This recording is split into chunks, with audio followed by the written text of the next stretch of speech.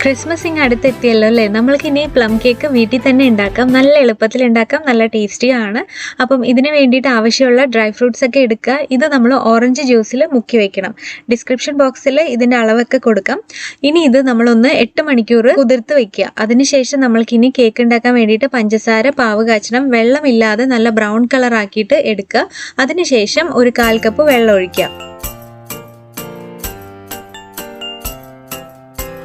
ഇപ്പം നല്ല സിറപ്പായിട്ട് കിട്ടിയിട്ടുണ്ട്, ബ്രൗൺ കളർ. ഇനി നമ്മൾക്ക് കേക്ക് ഉണ്ടാക്കാൻ വേണ്ടിയിട്ട് ബട്ടറും പഞ്ചസാരയും കൂടെ നന്നായിട്ടൊന്ന് ബീറ്റ് ചെയ്തെടുക്കുക.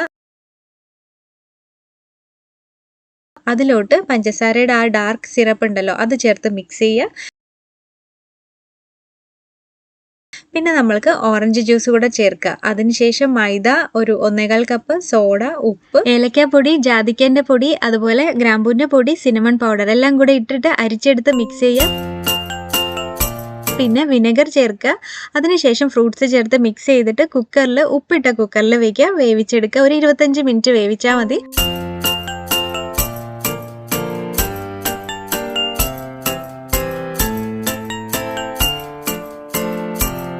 അത്രയേ ഉള്ളൂ, നമ്മുടെ പ്ലം കേക്ക് റെഡി ആയിട്ടുണ്ട്.